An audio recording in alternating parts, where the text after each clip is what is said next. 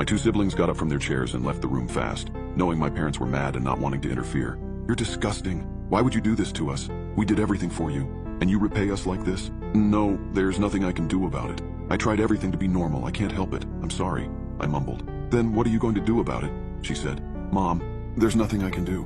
I tried to change myself, but I can't. I'm sorry, I really am." "If you're so sorry, then Lee, you're not welcome here anymore." I broke down into tears and ran back upstairs to my room. I knew she would be mad, but I just prayed that maybe there was a chance she would still accept me. I stayed in my room for 2 days straight, living off old snacks and half-filled water bottles under my bed. That was until the third night. A sound jolted me from my daze as I drifted off to sleep. It was the sound of my bedroom door being kicked open with a loud thud. My heart raced as I shot up in bed, my eyes widening in shock. 2 massive figures stormed into the room, their faces obscured by shadow. Before I could react, a searing pain shot through my arm as one of them plunged a needle into it as my consciousness faded. That was the last thing I remembered since waking up disoriented in the back of a van. As my vision cleared and I came to my senses, I saw my hands bound together with zip ties and the door was bolted shut. It was pitch black, but I managed to get myself to my feet and stumbled around to find large boxes which seemed to be full of dried food and water containers. I tried feeling around for any clues of where I was or where I was going. That was when I found a small card.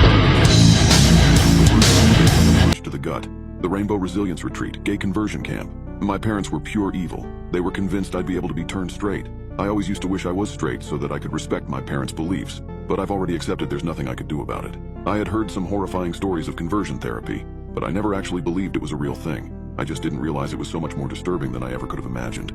I dozed off to sleep at some point during the journey, but was awoken by those same 2 men picking me up and walking me down a large path in the middle of a forest. I tried questioning them, begging and pleading with the guards to tell me any information, but they just looked straight forwards down the path, ignoring all my struggles. After about 20 minutes of walking, we came across a large oak building. The camp was beautiful, I admitted grudgingly to myself as we walked through the entrance. A lake sparkled invitingly from behind a row of log cabins, and neat paths wound off between the trees. I tried to imagine I was going to a fun summer camp, but in the back of my mind I knew the horrifying reality of my situation.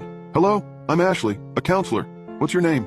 asked a woman standing by the entrance. "Tanner Hunter." She scanned her clipboard and tapped it twice enthusiastically when she found my name.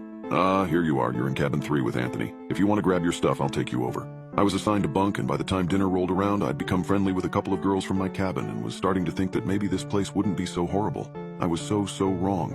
I noticed that halfway through I was unusually sleepy, the same feeling when I was injected at home. It had been a long, stressful day, so I didn't think much of it and was happy when they gave us permission to return to our cabins. The other girls seemed to be similarly worn out, and sluggishly we all went back to our bunks and collapsed into bed. I fell asleep the moment my head hit the pillow.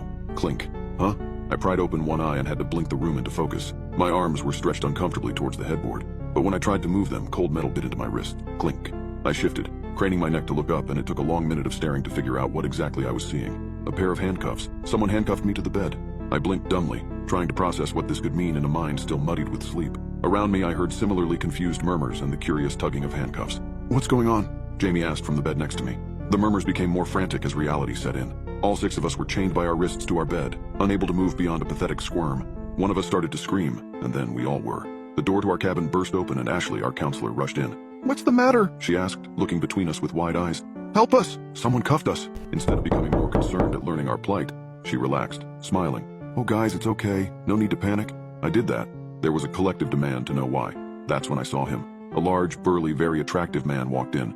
"Welcome to your first test." That's when I saw it. The counselor picked up a large red hot metal stick that looked like a cattle prod from behind the door. My heart sank. There was no cattle here that it could be used on, only us.